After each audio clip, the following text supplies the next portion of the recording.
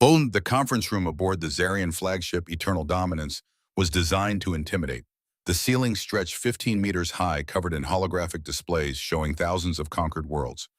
Each one bore the mark of the Dominion, a symbol that meant submission across 10,000 star systems. Admiral Kravik stood at the head of the massive table, his forearms crossed over his armored chest. His species, the Zarans, had ruled the galaxy for 3,000 years. They were tall, nearly 3 meters each, with gray-scaled skin and eyes that glowed a dim red. They were warriors-conquerors, and they had never known defeat. Across from Kravik sat 3 humans. They looked impossibly small in the vast chamber. The lead human was a woman named Maria Chen. She wore a simple blue suit with a small pin on her lapel showing Earth, a planet the Zetherians had only discovered 6 months ago. Next to her sat 2 others, a man named James Rodriguez and another woman named Ko Tanaka. They looked calm, too calm. Kravik did not like it. "You understand the offer we present," Kravik said. His voice was deep and carried the weight of absolute authority. "The Zarian Dominion extends its protection to your species. You will provide tribute, resources, and soldiers when called upon. In return, we will not destroy your home world.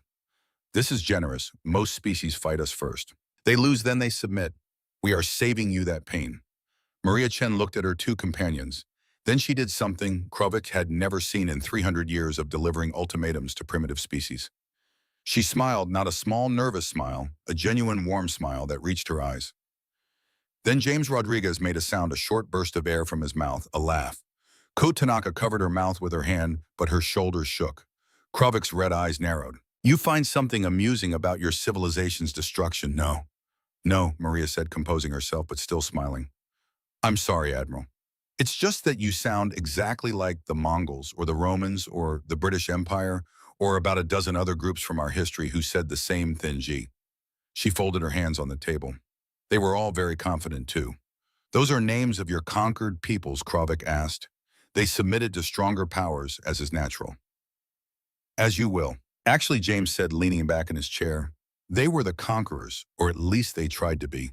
The Mongols ruled half of Asia. The Romans controlled the Mediterranean for centuries. The British claimed the sun never set on their empire." He paused. "They're all gone now. History books and archaeological sites." Kravik slammed one of his massive fists on the table. The metal dented.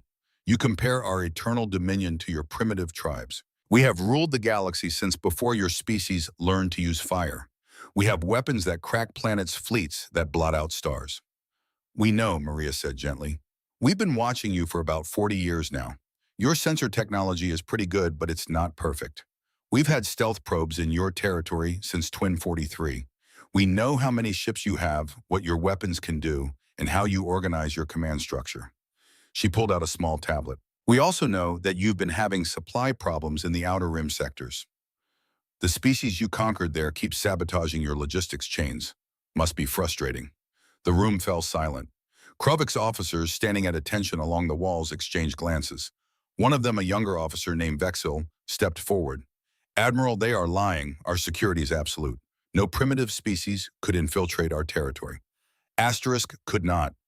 Co-corrected. Past tense. We did multiple times. "We also hacked your communications network about 6 months ago. Did you ever wonder why your encrypted military channels kept playing that song? The one that goes, 'Never going to give you up, never going to let you down.' That was us. We call it getting rickrolled. It's a joke." Kravik felt something he had not experienced in decades. Uncertainty. These humans were either insane or far more dangerous than their appearance suggested. "You have 1 Earth week," he said slowly. "S of your days. Submit, or we will demonstrate why none resist the Dominion." Maria Chen stood up. Her 2 companions followed. "Admiral Kravik, we appreciate you coming all this way. We really do, but humanity has to decline your offer. We've got prior commitments. Democracy, freedom, self-determination, those kinds of things. They're important to us. Also, we're just not interested in joining your empire." She extended her hand. No hard feelings. Kravik stared at the offered hand. In Zarian culture, physical contact was reserved for combat or mating. He did not take it. "You are fools. In 7 days, your world burns." "We'll be ready," Maria said, lowering her hand. "One more thing, though. You should know that this conversation is being broadcast live to every country on Earth. About 8 billion people are watching right now. They all just heard you threaten to burn our world." She smiled again. "Humans are funny creatures, Admiral. We're at our most dangerous when someone threatens our home. History is full of people who learned that lesson the hard way.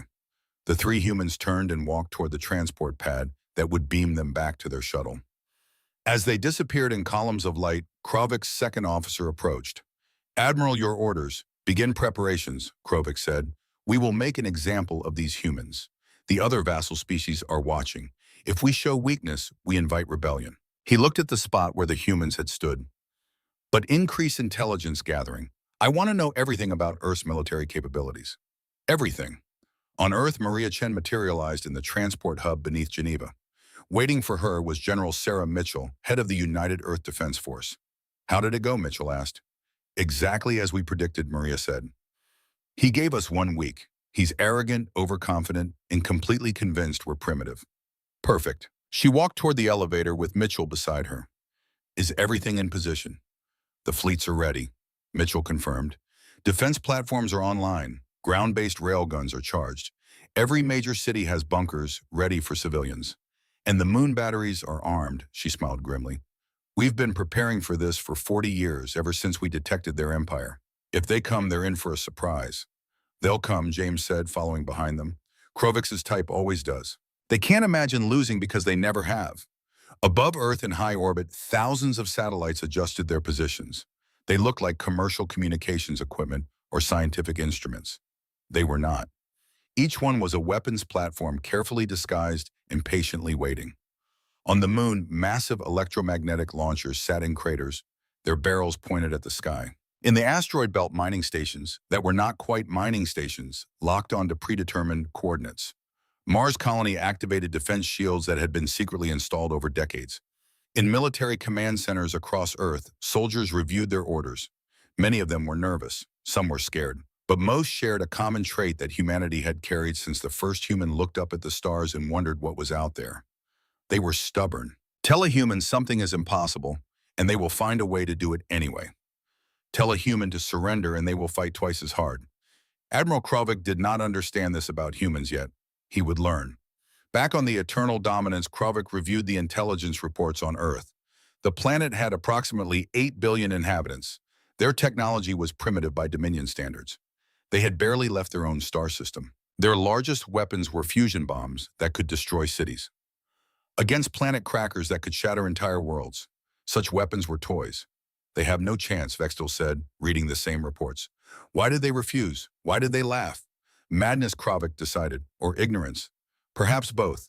He magnified the image of Earth on the central display. It was a beautiful world covered in blues and greens and whites. A pity we must burn it. But the Dominion demands obedience. We will destroy their military, their cities, their hope. Then we will demand submission again. They will accept. And if they do not, Vexed asked. Kik's red eyes glowed brighter. Then we will show them why extinct species do not refuse the Dominion twice. The 7 days passed slowly. On Earth, families said goodbyes. Soldiers took their positions. Scientists made final adjustments to weapon systems. And in living rooms, offices, and schools across the planet, humans watched the news with a mixture of fear and determination. On the 6th day, a young reporter interviewed an old woman in New York City. "Are you afraid?" the reporter asked. "The Zarian fleet arrives tomorrow." The woman, who had lived through 3 wars and 2 pandemics, smiled. "Honey, I'm 103 years old. I've been afraid before. It didn't help then, and it won't help now. Those aliens think they can scare us into submission." She laughed, a dry, crackling sound. "We're humans. We're too stubborn to know when we're beaten. My grandmother told me stories about World War II. People said the Nazis couldn't be stopped. They were wrong. Someone always thinks they're invincible. They never are." The interview went viral across Earth. People shared it, commented on it, and found courage in it. Humanity had survived ice ages, plagues, world wars, and climate disasters. They would survive this too, or they would die trying. Either way, they would not kneel. On the 7th day, Admiral Krovik's fleet entered the Sol system. 300 warships, each one larger than anything humans had built. Their weapons could glass continents. Their shields could withstand nuclear weapons. They moved through space like a swarm of metal predators, confident and unstoppable. Krovik opened communications with Earth. His face appeared on every screen, every display, every device capable of receiving a signal. "Humans of Earth," he said, "this is your final chance. Submit or be destroyed. You have 1 hour to signal your surrender. In the United Earth Defense Force Command Center, General Mitchell looked at her staff. Well, she said, I guess we're doing this. All stations prepare to engage. Let's show these bastards why you don't threaten humanity's home world. Should we respond to Krovik's message? Someone asked. Maria Chen, who had been appointed as diplomatic liaison during the crisis, smiled. Already done. I sent it 5 minutes ago. On the eternal dominance, a communication alert chimed. Krovik opened it, expecting to see Earth's formal surrender. Instead, he saw a simple text message. Come and take it. Below that were 3 symbols, a smiley face, a middle finger, and a small image of Earth with the caption, Try me. Krovik stared at the message. Then he roared in rage. All ships attack. Burn that planet to ash. The war for Earth had begun. And Admiral Krovik was about to learn what humanity did to overconfident empires. The Zarian fleet moved toward Earth like a metal storm. 300 warships arranged in perfect formation, their weapons charging their shields at maximum. On the bridge of the Eternal Dominance, Admiral Krovik watched the blue and green planet grow larger on his displays. He felt satisfaction. This would be quick, brutal, a lesson to every species in the galaxy that none refuse the dominion. Admiral, why we are detecting unusual readings, Vexel reported from the sensor station. There are objects in orbit around Earth, thousands of them. They appear to be satellites, communications, and observation equipment. Krovik dismissed. Ignore them. Target the major population centers. Prepare planet cracker missiles for the capitals of their largest nations. We will give them one final chance to surrender when they see their cities erased. What Krovik did not know was that those satellites were already targeting his fleet. In high orbit around Earth, thousands of weapons platforms came alive. Their disguises fell away as panels opened to reveal railguns, missile pods, and laser batteries. On the moon, electromagnetic launchers the size of skyscrapers hummed with power. In the asteroid belt, what looked like mining stations rotated to bring hidden weapons to bear. General Mitchell stood in the command center deep beneath Geneva. Around her, hundreds of officers monitored displays showing the approaching enemy fleet. Range, she asked. They will be an optimal firing range in 30 seconds, a tactical officer reported. They are targeting our major cities, New York, Beijing, London, Moscow, Tokyo, Sao Paulo. They are preparing to fire. Let them get closer, Mitchell said calmly. We want them fully committed, nice and confident. She looked at the communications officer.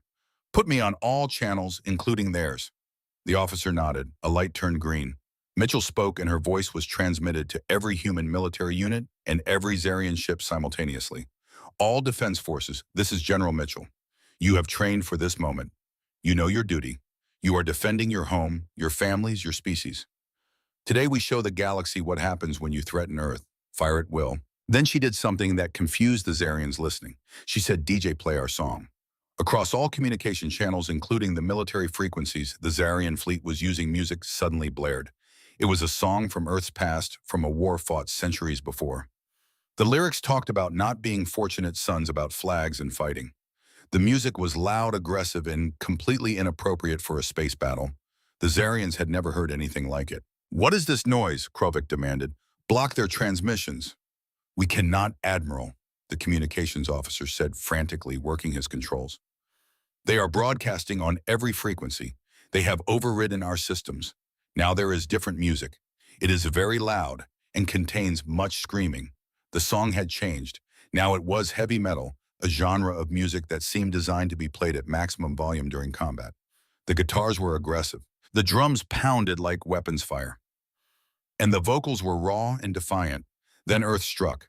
The satellites in orbit opened fire first. Thousands of railgun rounds, each one moving at a significant fraction of light speed, tore through space toward the Zarian fleet. The rounds were simple metal slugs, nothing fancy, but they moved so fast that when they hit, they carried enormous kinetic energy. Shields that could withstand nuclear weapons flickered and failed against the relentless barrage. 3 Zarian cruisers at the front of the formation simply disintegrated, torn apart by rounds that punched through them like paper. Shields failing, an officer shouted on the Eternal Dominance. How are they penetrating our defenses? Kinetic weapons. Vextil said, his voice shaking, moving at relativistic speeds. Our shields are designed to stop energy weapons and missiles, not solid projectiles at these velocities. Admiral, we must retreat. No, Krovik roared. All ships return fire. Destroy those satellites. The Zarian fleet responded.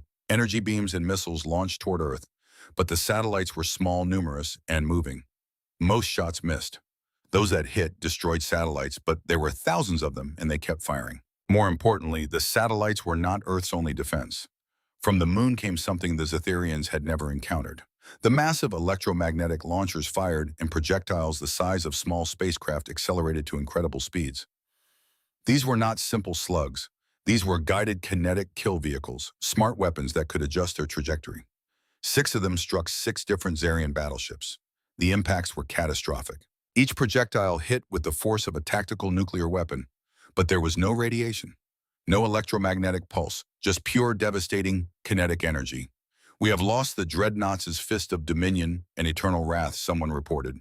"The Conqueror's pride is venting atmosphere. Admiral, our formation is breaking." Kravik could not believe what he was seeing. Primitive humans, barely capable of spaceflight. They were destroying his fleet. Send in the fighters, he ordered. Overwhelm their defenses with numbers. From the Zarian carriers came thousands of single-pilot fighters. They swarmed toward Earth like angry insects. The human defenders met them with fighters of their own. The human craft were smaller, lighter, and faster. They moved in ways that should have killed their pilots, making turns and accelerations that should have crushed any organic being inside. What the Zarians did not know was that human pilots were augmented. Genetic modifications, cybernetic enhancements, and drug cocktails allowed them to survive forces that would liquefy normal humans. A human pilot could pull 15 gravities of force and keep fighting. Their reaction times were enhanced. Their vision was linked directly to their ship's targeting systems. They were part machine, part human, and entirely deadly. The dogfights were vicious. Zarian fighters exploded by the dozens. Human fighters twisted and rolled, firing missiles and cannon rounds with precision. One human pilot, call sign Reaper, destroyed 9 enemy fighters in 3 minutes. Another, call sign Ghost, flew through the debris of a destroyed Zetheran cruiser and emerged on the other side, guns blazing, taking out 4 more enemies who had been using the wreckage as cover. "This is Ghost to all units." The pilot's voice came over the human channels. "These guys fly like they're in a parade formation. Stick and move people. Make them chase you into the satellite kill zones." It was a massacre. Human fighters led Zetheran pursuers into preset ambush zones where satellites waited. The enemy fighters flew into walls of railgun fire. Hundreds died. The survivors broke off, trying to retreat to their carriers. Many did not make it. On the Eternal Dominance, Kravik watched his fleet fall apart. "Damage report. 83 ships destroyed," Vexel said quietly. 47 heavily damaged. "We have lost 60% of our fighter complement, Admiral. We must withdraw now." "Not yet." Kravik smashed his fist on the command console. "So, deploy the planet crackers. If we cannot conquer this world, we will destroy it." 6 massive missiles launched from the remaining battleships. Each one carried enough firepower to crack a planet's crust, to trigger volcanic eruptions and earthquakes that would kill billions. They accelerated toward Earth, their engines burning bright in the darkness of space. In the command center, alarms blared. Planet crackers detected, an officer shouted. 6 missiles inbound. Impact in 90 seconds. Activate the EGS system, Mitchell ordered. Around Earth, a network of satellites that had remained dormant suddenly powered up. They formed a defensive grid, each one projecting an energy field. The fields overlapped, creating a shimmering barrier around the planet. It was technology humanity had developed in secret, based on theories that took decades to prove. The Aegis shield could not stop everything, but it could stop the planet crackers. The missiles struck the shield. Explosions bloomed in orbit, each one bright enough to be seen from the ground. The shield flickered, weakened, but held. The missiles detonated harmlessly in space. Their destructive power dissipated. Shield holding an officer reported, power at 40%. It took a beating, but it held. Mitchell allowed herself a small smile. "Good, now let's finish this." Launch the javelins. From hidden silos across Earth, from the moon, and from Mars colony, new weapons launched. The javelins were humanity's answer to Zarian dreadnoughts. They were unmanned spacecraft packed with explosives and driven by powerful engines. But they were not suicide ships, they were smart decoys. The javelins broadcast false signatures that made them look like human command ships or colony vessels. The Zarian fleet, desperate to salvage something from this disaster, took the bait. Dozens of enemy ships moved to intercept what they thought were high-value targets. The javelins led them on a chase, moving away from Earth, drawing the Zarian ships out of formation. Then the real attack came. Human destroyers and cruisers, which had been hiding in the shadow of Earth's moon, emerged and struck the disorganized Zetheran fleet from behind. The enemy had been so focused on the javelins, they never saw the ambush coming. Missile volleys and railgun fire tore into their vulnerable rear sections. More ships died. Full retreat, Kruvik finally ordered. His pride shattered. All ships withdraw from Sol system immediately. The surviving Zeron vessels turned and fled. Listen, they left behind debris escape pods and their dignity. Of the 300 ships that had entered Sol system, only 180 escaped. 120 ships were destroyed or too damaged to move under their own power. It was the worst defeat the Dominion had suffered in centuries. As the enemy fleet vanished into faster-than-light travel, the music on all channels finally stopped. In its place came a simple message broadcast from Earth. It was Ambassador Maria Chen's voice, calm and almost friendly. Admiral Krovix, this is Ambassador Chen. We told you we weren't interested. We told you to leave us alone. You didn't listen. This is what happens when you threaten humanity's home. We were ready for you. We've been ready for 40 years. Every tactic you used, we predicted. Every weapon you deployed, we had a counter. You came here thinking we were primitive, weak, easy prey. You were wrong. Tell your Galactic Council that Earth is off limits. Tell them what happened here. Tell them that humanity does not kneel. There was a pause. Then Chen's voice took on a slightly amused tone. Oh, and Admiral, about that music we played during the battle. We call that psychological warfare. It's designed to confuse and demoralize the enemy. Did it work? You seem pretty confused. Anyway, safe travels back to Dominion space. We'll be keeping the escape pods and survivors for now. They'll be treated well according to the Geneva Conventions. Look it up. On the limping Eternal Dominance, Krovik sat in his command chair and stared at the empty space where Earth had been. He had underestimated them. Badly. These humans were not primitive. They were cunning, prepared, and absolutely ruthless when defending their territory. They had turned his overwhelming advantage into a humiliating defeat. Admiral Vextol said quietly, "What do we tell the Galactic Council?" Krovik closed his red eyes. "The truth that we encountered a species that fights like nothing we have ever faced. A species that prepared for war while we assumed they would submit." He opened his eyes, and that if we want to defeat them, we will need to commit far more resources than we brought today. What Krovik did not yet know was that Earth's counterattack was already beginning. Human ships were already moving into Dominion space. The war had just started, and humanity had no intention of waiting for the enemy to regroup and return. They were going to take the fight to the Dominion because that was what humans did. You hit them, they hit back harder. You threaten their home, they come for yours. The message was clear across the galaxy as news of the battle spread. Humanity had arrived on the galactic stage, and they had arrived with a declaration written in the wreckage of an empire's fleet. Do not threaten Earth. Do not assume humans will submit. And whatever you do, do not underestimate what humans will do to protect what they love. The Zarian Dominion had learned that lesson. Soon the rest of the galaxy would too. The Galactic Council met in emergency session 3 days after the Battle of Sol. The Council Chamber on Zetheria Prime was a massive structure built to showcase Dominion power. Representatives from a 100 vassal species sat in tiered seating, all of them watching as Admiral Krovik stood before the Council of Five. The ruling body of the Dominion, explained, commanded High Counselor Thexer. He was ancient, even by Zarian standards, over 500 years old. His scales were nearly black with age, and his red eyes burned with barely contained fury. Explain how a primitive species destroyed 40% of our fleet. Krovik stood straight despite his injuries. The humans were prepared, High Counselor. They had been observing us for decades. They knew our tactics, our weapons, our formations. They used kinetic weapons at relativistic speeds, which our shields were not designed to counter. They used psychological warfare, broadcasting noise during battle to disrupt our communications and confuse our forces. Their pilots are genetically modified to withstand extreme forces.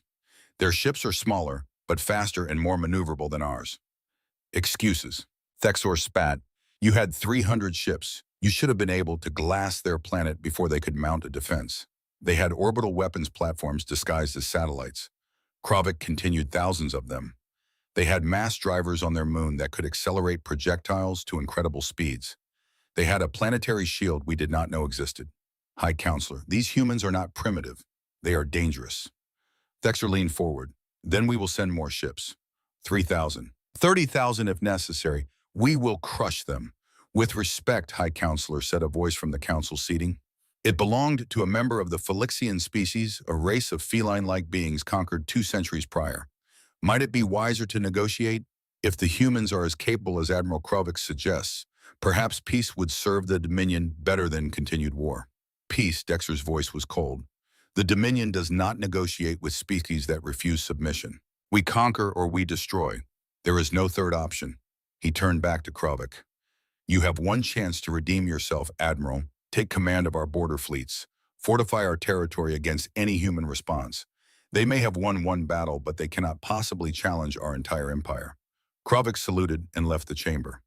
He wanted to warn them. He wanted to tell them that humans would not simply defend and wait. But he knew the council would not listen. They never did. So he went to prepare the border defenses and hoped he was wrong about what would come next. He was not wrong. 2 days later, chaos erupted across 12 Dominion border worlds simultaneously. Human ships appeared out of faster-than-light travel in perfect coordination. But these were not the defensive platforms and fighters that had battled over Earth. These were assault ships designed for offensive operations, and they did not attack the way the Dominion expected. On the world of Kelvar 3, a mining colony with a population of 3 million Dominion citizens and 2 million enslaved workers from conquered species, human ships appeared in orbit. The local defense fleet, 20 Zarian cruisers, moved to intercept. Then the humans broadcast a message. It was not a threat. It was not a demand for surrender. It was a song. The same heavy metal music that had played during the Battle of Saul. The Zarian commanders were confused. Then the human ships opened fire, and the confusion turned to panic. The human ships moved like nothing the Zarian fleet had encountered. They dodged, weaved, and performed maneuvers that seemed impossible. One human destroyer painted bright yellow, with a giant smiley face on its hull, flew through the formation of Zetharan cruisers while firing in all directions. Its weapons destroyed 3 cruisers before the enemy could even target it properly. On its side, someone had painted the words, "Have a nice day," in 5 different languages, including Zarion. What kind of military paints smiley faces on their warships? The Kelvar defense commander shouted. His question was never answered because a human missile struck his ship's bridge. But the missile did not explode. Instead, it breached the hull and deployed something, a broadcast system. And from every speaker on the damaged Zaran ship, a voice spoke in perfect Zarion. Attention, Dominion forces. This is Captain Sarah Johnson of the UES Freedom's Dawn. We are not here to kill you unless you make us. We are here to free the people you have enslaved. If you care about your lives, abandon your ships now. You have 5 minutes. We will recover your escape pods. You will be treated as prisoners of war according to the Geneva Conventions, which I know you have been studying since the Battle of Saul. Your choice. Fight and die or surrender and live. Clock starts now, the message repeated in multiple languages. The Zarian commander looked at his crew. Half his bridge was destroyed. His shields were down. His weapons were barely functional around him. Other Dominion ships were exploding or venting atmosphere. The human fleet was simply too fast, too precise, too coordinated. Abandon ship, he ordered quietly, all hands to escape pods. Within 4 minutes, the Zarian defense fleet was gone. The ships were captured or destroyed, and the crews were floating in escape pods. True to their word, human ships recovered every single pod. Not one Zarian was left to die in space. Then the humans did something that shocked the Dominion to its core.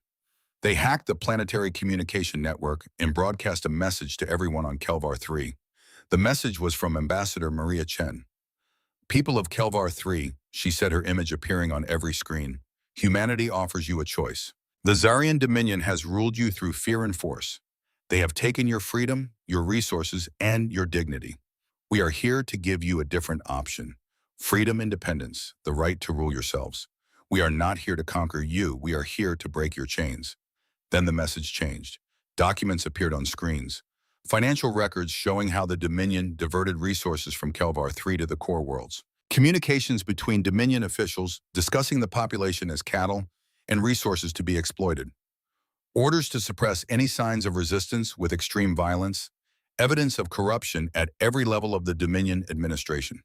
The enslaved workers on Kelvar 3 saw the message.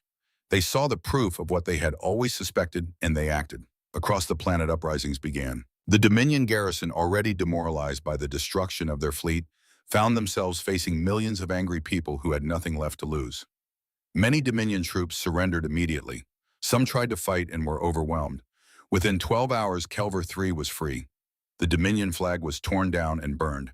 A provisional government was formed, led by former resistance leaders who had been in hiding for years. And human soldiers on the ground wearing armor painted with flowers and peace symbols helped distribute food and medical supplies. Why do your soldiers decorate their armor with flowers? One Kelvar citizen asked a human sergeant. The sergeant, whose armor was covered in painted roses and daisies, grinned. Psychological warfare. The Dominion expects us to look scary and threatening. Instead, we look cheerful and friendly. It confuses them. Also, my grandma loves roses, and I figure if I'm going to fight for freedom, I might as well make my armor look nice. Plus, it's funny watching Dominion troops try to process being shot at by someone wearing flower power armor. This scene repeated across all 12 border worlds. Human ships appeared neutralize Dominion defenses and then helped local populations overthrow their oppressors. But the humans did more than just fight. They engaged in psychological warfare on a scale the galaxy had never seen. On one world, human ships broadcast comedy shows on all Dominion military frequencies. Sarian commanders trying to coordinate their defense instead heard human comedians making jokes about Dominion pomposity and tactical incompetence. One particularly skilled hacker managed to override the holographic display in a Dominion admiral's ready room, replacing his tactical maps with footage of dancing cats from Earth's internet archives. The admiral was so confused and frustrated that he made several critical tactical errors, leading to the loss of his entire fleet. On another world, human commandos infiltrated a Dominion supply depot. Instead of destroying it, they reprogrammed the automated systems. Every time a Dominion soldier requisitioned supplies, the system would deliver something completely wrong. Request ammunition, get toilet paper. Request medical supplies, get party decorations. Request vehicle fuel, get cooking oil. The Dominion forces on that planet were so disorganized by the supply shows that they barely resisted when human ground forces arrived. The most infamous incident became known as the Great Sewage Incident. A human hacker infiltrated the automated systems on a Dominion dreadnought. The hacker, who went by the call sign Plumber, managed to reverse the waste reclamation system. For 6 hours, everything that should have been processed and recycled instead backed up through the ship's plumbing. The ship's commander, Grand Admiral Vexloth, had to evacuate his flagship because it had literally become uninhabitable due to sewage flooding every deck. The human fleet allowed the evacuation, then captured the abandoned dreadnought. Later, the humans returned it to the Dominion after thoroughly cleaning it with a note that said, "Here's your ship back. We cleaned up your mess. You're welcome. Try not to be so full of it next time. Signed, Plumber and the UES Flush." The video of Vexloth evacuating his sewage-flooded flagship went viral across the galaxy. Vassal species shared it, secretly laughing at the mighty Dominion brought down by human humor and creativity. The Dominion tried to suppress the footage, but it kept reappearing on networks across their empire. Humans had not just hacked their computers, they had hacked their entire information infrastructure. But the psychological warfare went deeper. Human intelligence operatives who had been embedded in Dominion territory for years began revealing themselves. They uploaded documents to public networks, evidence of Dominion war crimes, corruption, embezzlement, and incompetence, financial records showing that Dominion elites lived in luxury while vassal species starved, communications between Dominion officials discussing how to exploit and control subject populations. One particularly damaging leak came from inside the Galactic Council itself. Someone in the Dominion never discovered who had been recording council meetings for years. Footage appeared showing council members laughing about starving populations, discussing which species to exterminate next, and planning how to maintain control through fear. The footage spread across the galaxy faster than the Dominion could suppress it. Vassal species saw the truth. Their rulers were not benevolent protectors. They were parasites. And now those parasites were being challenged by a species that seemed to treat war as both deadly serious and hilariously absurd. Captain Marcus Chen, no relation to Ambassador Maria Chen, but equally dedicated to humanity's cause, commanded the destroyer Defiant Spirit. His ship had been in the thick of combat at 4 different border worlds. His hull was painted with graffiti, mostly jokes and insults, directed at the Dominion. One side of his ship said, "Roses are red, violets are blue, the Dominion is scared and you should be too." The other side had a picture of Admiral Krovitz with the caption, "I went to Earth and all I got was this lousy defeat." "Captain," his communications officer said, "we are receiving multiple surrender requests from Dominion forces across the Theta sector. They are asking for terms." "Tell them the same thing we tell everyone," Marcus replied. "Surrender, get treated well, and when this is over, they can go home. Keep fighting and we'll keep making their lives difficult. Oh, and let them know we are still accepting song requests for our combat playlist." I think the Dominion troops are starting to enjoy the music. It was true. Some Dominion soldiers had begun to appreciate Earth music. When they surrendered, many asked for copies of the songs that had been playing during battles. Human soldiers happily obliged, even creating mixtapes for prisoners of war. It was bizarre, it was unexpected, it was very human. In the Dominion capital, High Counselor Thexor received reports of the disasters unfolding across his empire. 12 worlds in open revolt, 6 more showing signs of unrest. Dominion fleets being defeated not through overwhelming force, but through confusion, hacking, and psychological warfare that the Dominion had no defense against. And worst of all, the leaks. Every secret the Dominion had kept was being exposed. How he demanded. How are they everywhere? How do they know everything? Nobody had an answer, but the truth was simple. While the Dominion had assumed humanity was primitive, humans had been studying them, learning their language, their culture, their systems, infiltrating their networks, their organizations, their military. For 40 years, humanity had prepared, and now that preparation was paying off. Ambassador Maria Chen appeared on Dominion Communications once more. Her message was broadcast to every world in the Empire, and the Dominion could not stop it. People of the galaxy, she said, humanity does not seek to conquer you. We seek to free you. The Dominion claims to bring order and protection. They bring oppression and exploitation. We offer you a choice. Join us in building something better. A galaxy where species cooperate as equals. A galaxy without emperors and slaves. A galaxy of free peoples. The choice is yours. The message ended with a quote from Earth's history. Words spoken by a human leader centuries before. We hold these truths to be self-evident, that all sentient beings are created equal, that they are endowed with certain unalienable rights, that among these are life, liberty, and the pursuit of happiness. It was a declaration of war not against the people of the galaxy, but against tyranny itself. And the Dominion, for all its power and all its history, was learning that tyranny, when challenged by those willing to fight for freedom, was far more fragile than it appeared. The Galactic Council chamber was not designed for chaos, but chaos had arrived anyway. Representatives from vassal species shouted at each other and at the Council of Five. Some demanded the Dominion negotiate with humanity. Others called for total war. A few, the bravest or most foolish, suggested the Dominion surrender. High Counselor Thexor watched the disorder with barely contained rage. This was not how the Dominion functioned. For 3,000 years, the Council spoke and vassals obeyed. That order was crumbling. Silence. Thexor's voice boomed through the chamber. The arguing continued. He slammed his 4 fists on the council table, denting the metal. I said silence. The chamber quieted, but the tension remained. Thea looked at the assembled representatives with cold eyes. The Dominion does not negotiate with terrorists and rebels. These humans have attacked our territory, incited rebellion, and leaked classified information. They will be crushed. Admiral Krovic has failed us. He will be executed for his incompetence. I am appointing Grand Admiral Vexeloth to lead our forces in a final decisive campaign against Earth and its allies.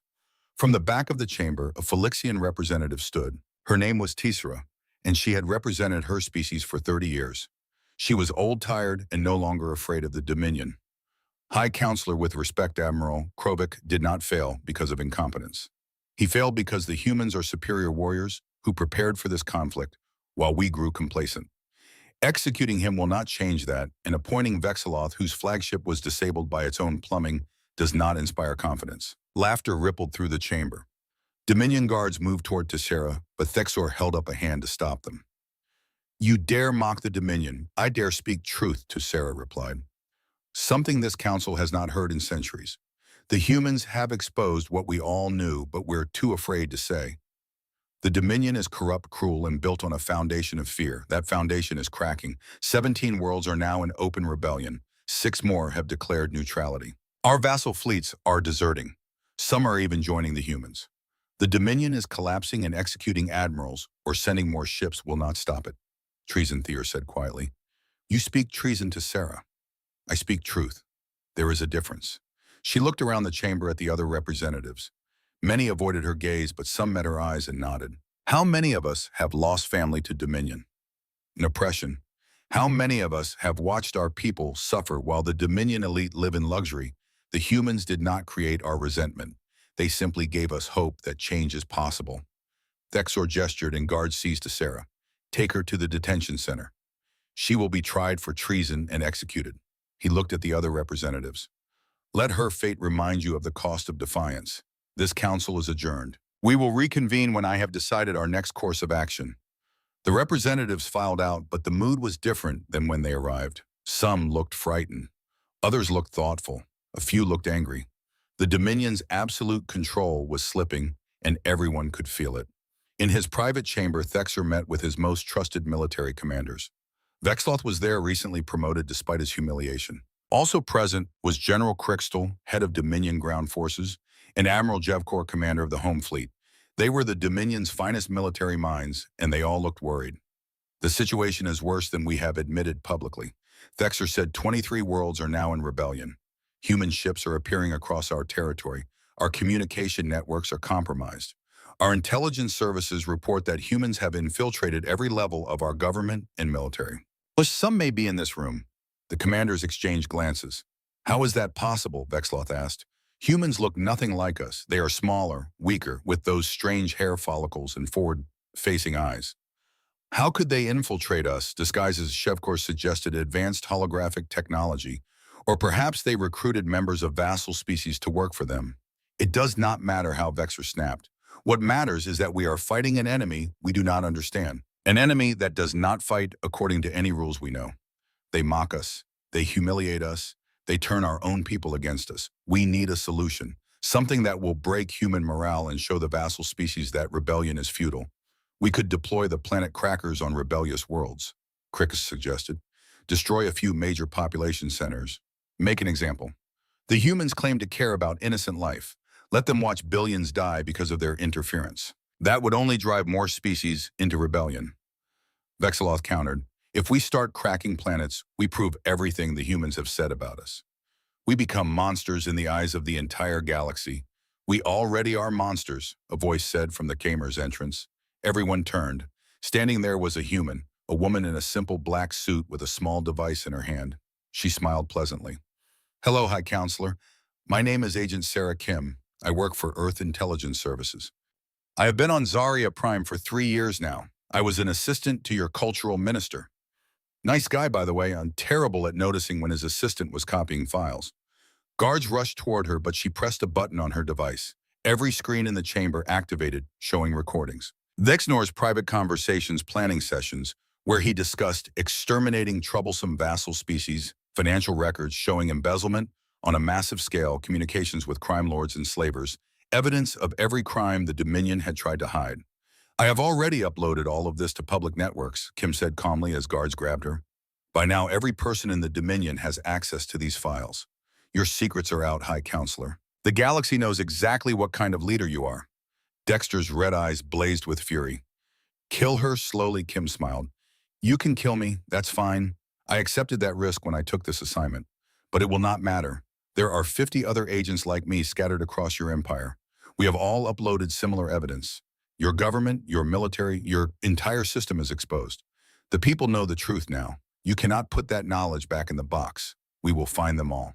Thexer growled. We will find every human spy and execute them. Good luck, Kim said as guards dragged her away. Oh, and High Counselor, that special drink you have every morning, the one your personal chef prepares, I have been making that for 2 years. It's not poisoned or anything. I'm not a murderer, but I did add a little something. Nothing harmful, just a tracking compound. We have known your exact location at all times for 2 years. If we wanted you dead, you would be dead. Remember that she was gone, but her message remained. The Dominion was compromised at every level. Later that day, public broadcasts across Dominion space showed the recordings Kim had leaked. Citizens saw their leaders discussing them like cattle. Vassal species saw proof of planned genocides and exploitation. Even loyal Dominion military personnel were shocked by the level of corruption and cruelty. Rebellion spread not just on border worlds, but in core territories. Dominion soldiers found themselves facing their own people. Many refused to fire on civilians. Some deserted, others switched sides entirely. The Dominion military was fracturing. In his cell awaiting execution, Admiral Kravik received an unexpected visitor. It was Ambassador Maria Chen. She had arrived on Zetheria Prime under a flag of truce requesting to speak with him. The Dominion, desperate for any intelligence on human plans, had allowed it. Admiral Chen said, sitting across from him in the cell, I am sorry about your sentence. You were a competent commander who followed his orders. You do not deserve to die for that. I do not want your pity, Human Kravik said, but his voice lacked its usual strength. He looked tired, defeated. Not pity, respect. You fought well. You adapted quickly when you realized we were not what you expected. But you were given an impossible task. The Dominion sent you to conquer a species that spent 40 years preparing specifically for your empire. We studied everything about you. We learned your tactics. We infiltrated your government. We made friends with the species you oppressed. We did not just prepare for war, Admiral. We prepared for this war against this enemy. Why are you telling me this? Krovik asked. Because I want you to understand something. Chen leaned forward. Humanity does not want to destroy the Zarian species. We want to destroy the Dominion, the Empire, the system of oppression and exploitation. The Zarian people, they deserve better than to be ruled by tyrants like Thier.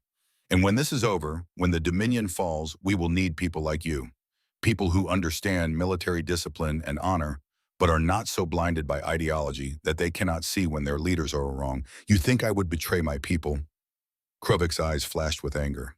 I think you might want to save them, Chen replied. The Dominion is falling, Admiral. Thexer is planning to use planet crackers on rebellious worlds. He is going to kill billions to maintain his power. You know this is wrong. You know this will only make things worse. You could stop it. You could speak out. You could tell other military commanders that there is another way. Krovik was silent for a long moment. Then he spoke quietly. If I do this, what happens to me? I cannot promise you will live, Chen said honestly. The Dominion will probably execute you as a traitor. But maybe, just maybe, you will die knowing you did the right thing, that you saved innocent lives, that you helped build something better. That has to count for something. And 3 days later, a recording appeared on military channels across the Dominion. It was Admiral Krovik speaking from his cell. I am Admiral Krovik. I am sentenced to die for my failure at Earth. But before I die, I want to say something to my fellow officers. The humans defeated us because they were better prepared and more dedicated to their cause than we were to ours. But they did not have to humiliate us. They did not have to expose every crime our government has committed. They chose to do so because they believe in truth and justice, things the Dominion abandoned long ago. I served the Dominion for 300 years. I believed in our mission to bring order to the galaxy. But I was wrong. We brought oppression. We brought suffering. The humans have shown us a different path. I urge all military personnel to consider carefully what you are fighting for. Are you fighting for the Dominion's corrupt leaders, or are you fighting for something better? Choose wisely. Your descendants will judge you by that choice. The recording ended. Hours later, Admiral Krovik was executed by firing squad, but his message had spread. Across the Dominion, military officers and soldiers began to question their orders. Some openly defied commands to attack civilian populations.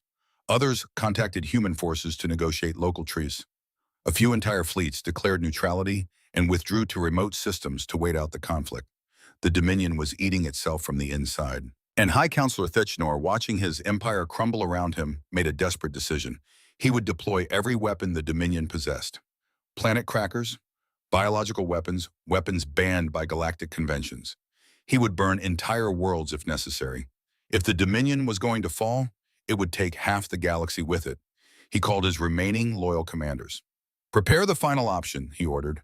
We will show these humans and their rebel allies what true power means. We will show them what happens when they challenge the Dominion.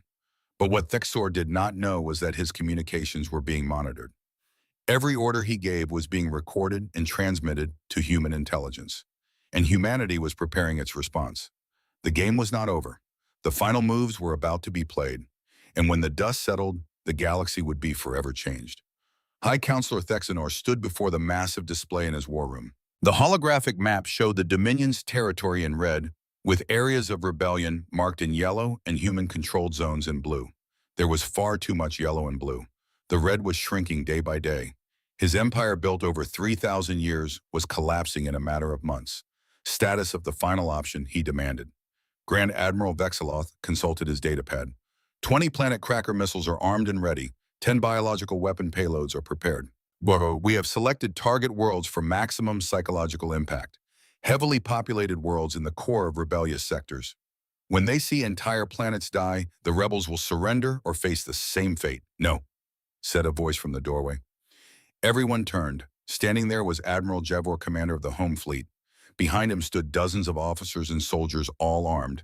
I cannot allow this, High Counselor. Using weapons of mass destruction on civilian populations is not warfare. It is genocide. I will not be part of it. His eyes blazed.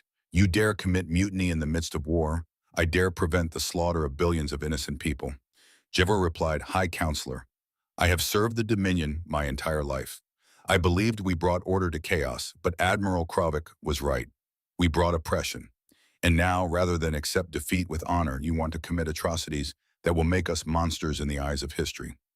I cannot follow you down that path. Then you will die with the traitors. Thexer reached for his weapon, but Javer was faster. A stun blast hit the High Counselor, and he collapsed. The other officers in the war room loyal to Thexer reached for their weapons. But Jever's forces outnumbered them. Within minutes, the room was secured. Send a message to the human fleet, Jever ordered.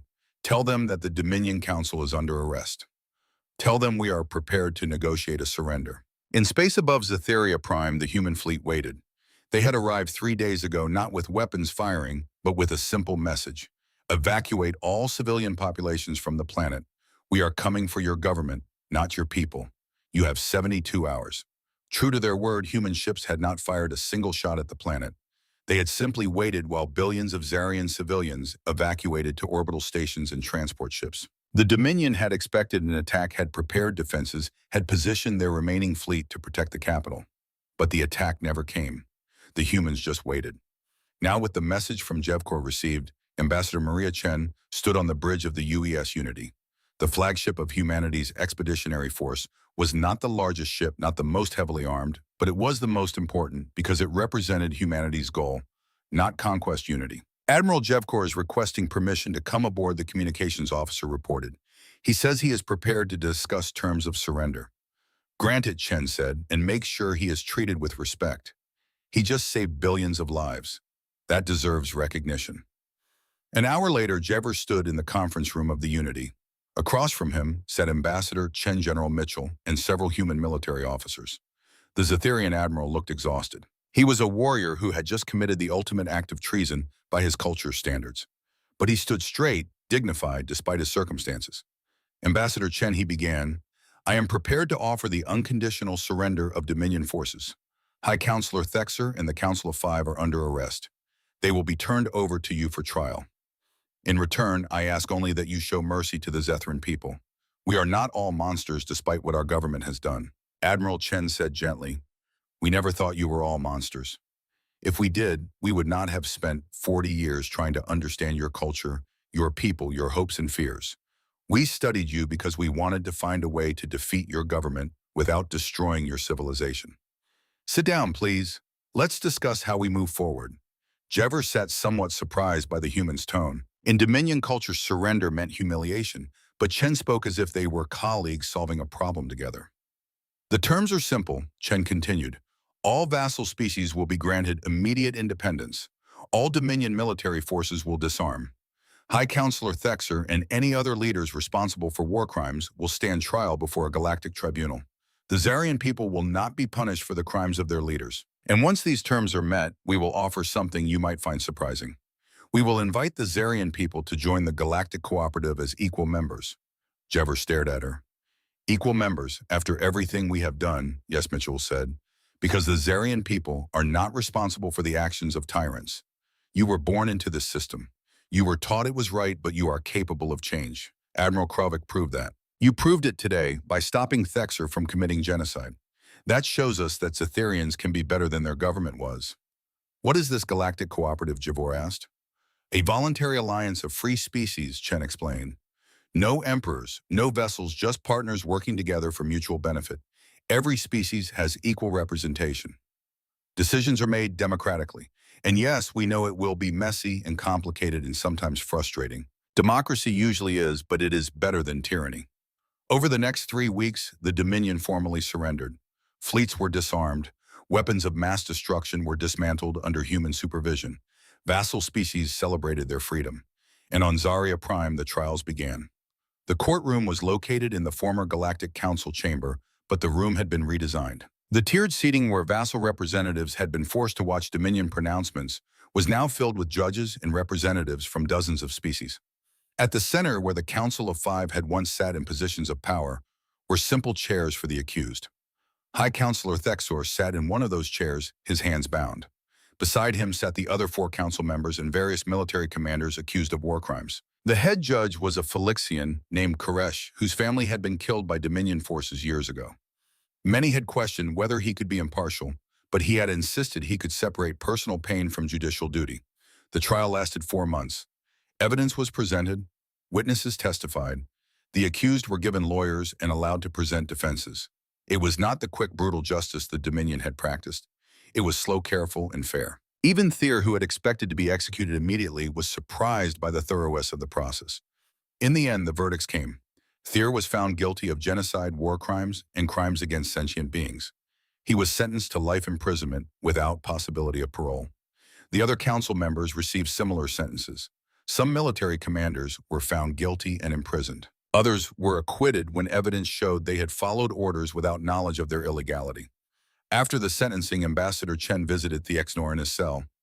The former high counselor looked old and broken. His scales had lost their luster. His eyes no longer burned with authority. He was just a very old Zarian who had lost everything. "Why, he asked Chen, "why did you not execute me? Your species could have taken revenge. No one would have blamed you."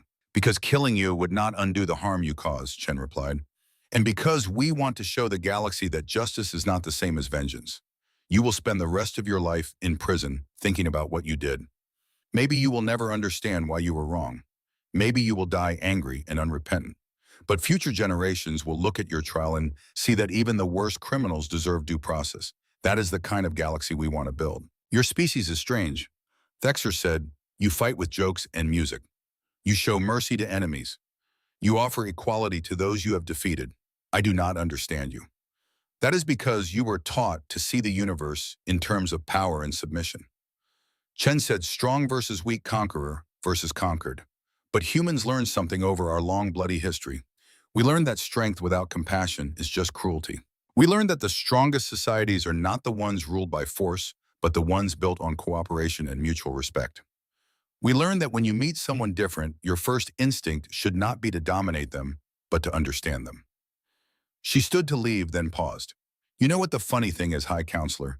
If you had approached Earth 40 years ago and asked to trade, to share knowledge, to be friends, we would have said yes. We would have been thrilled. We were looking for allies out here, not enemies. But you assumed we would be weak and easy to control. That assumption cost you everything." Chen left the cell. Thier sat alone contemplating her words. He would have decades to think about them. 2 years after the Dominion's surrender, the first Galactic Cooperative Assembly met on a neutral station. Representatives from 83 species gathered to discuss cooperation, trade defense in the future. The station itself was a joint construction built by humans working alongside Zarians, Felixians, and dozens of other species. In the assembly hall, Ambassador Chen gave the opening address. "Today we begin something new. Not an empire, not a dominion, a cooperative of free peoples. We will face challenges. We will have disagreements.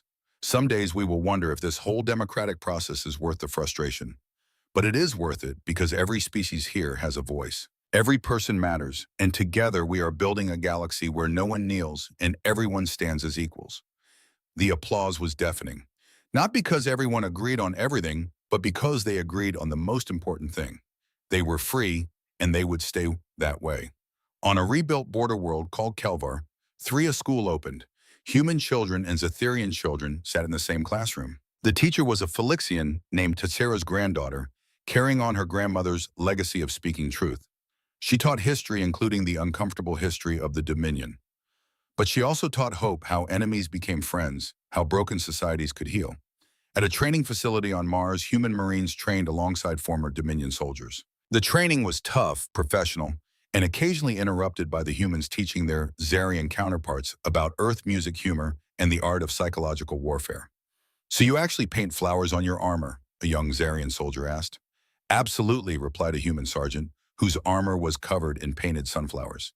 "In combat, your enemy expects you to look a certain way. Scary, aggressive, threatening. When you show up looking cheerful and friendly while simultaneously being extremely lethal, it creates cognitive dissonance. They do not know how to process it. They hesitate. And in combat, hesitation kills. Also, my mom likes sunflowers, and it makes me smile when I look at my armor. Never underestimate the tactical advantage of being in a good mood." The Zarian soldier considered this. It was so different from everything he had been taught. Dominion training emphasized intimidation and displays of strength. But maybe the humans were right.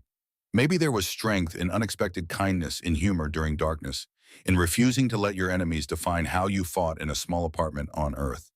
An old woman watched news coverage of the Galactic Cooperative Assembly. She was the same woman who had been interviewed during the Zarian invasion. Now 105 years old, she smiled at the screen. "I told you," she said to no one in particular. "We are too stubborn to stay beaten. Always have been." And in a museum on Zaria Prime, a new exhibit opened. It was called The Fall of the Dominion and the Rise of Cooperation.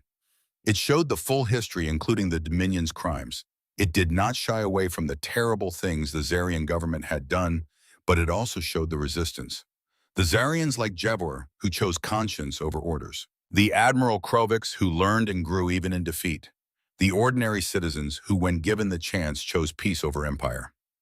The final display in the museum was a recording. It showed a conversation between a human soldier and a Zarian civilian during the reconstruction of Zaria Prime. The civilian asked, "Why did you humans fight so hard? You could have stayed on Earth, protected yourself, and let the galaxy sort itself out."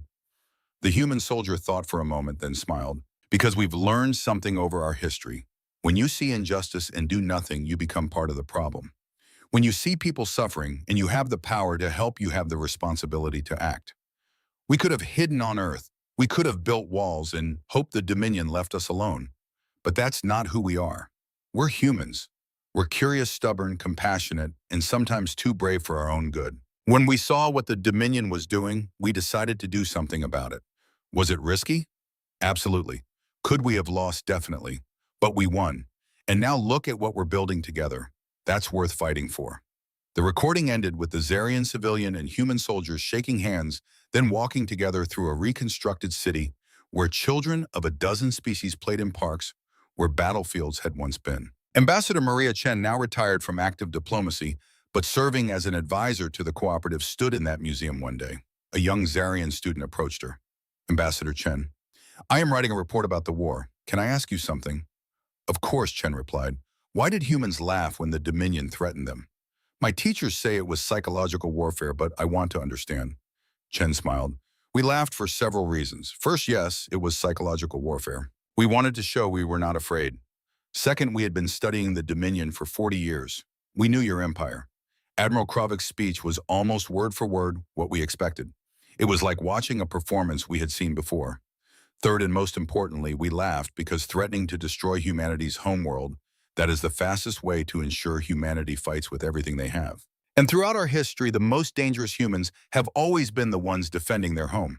Threaten a human's family, their world, their freedom, and you do not get submission. You get stubborn, creative, terrifyingly determined resistance.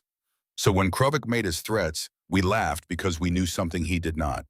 We knew we were about to show the galaxy what humans do to bullies and tyrants." The student nodded, processing this. "And humans really did paint jokes on their warships during combat." "We really did," Chen confirmed. "Because humor is a weapon tyrants cannot understand. Dictatorships demand you take them seriously. They demand fear and respect. When you laugh at them, you rob them of their power. When you fight them with a smile, you show you are not afraid. That is terrifying to those who rule through fear." Years passed, the Galactic Cooperative grew. More species joined. Trade flourished. Scientific cooperation led to new discoveries. There were challenges, arguments, and setbacks. Democracy was messy, but it worked. And slowly the galaxy healed from centuries of Dominion rule. The lesson humanity taught the galaxy was simple but profound. Freedom was worth fighting for. Dignity mattered more than power. And sometimes the strongest thing you could do was laugh at those who threatened you, then show them why they should have taken you seriously from the start. The Dominion had ruled through fear for 3,000 years. It took humanity less than 3 years to tear it down. Not through overwhelming military might, though humans proved to be excellent warriors. Not through advanced technology, though human innovation was impressive. They did it through preparation, determination, psychological warfare, and an absolute refusal to kneel to anyone. And when it was over, when the war was won and peace established, humanity did the most human thing possible. They offered their enemies a hand up, a chance to be better, and an invitation to build something together. Because that was what humans did. They fought when necessary, they showed mercy when possible, and they never ever gave up on the idea that tomorrow could be better than today. The galaxy learned that lesson, and it would never forget it.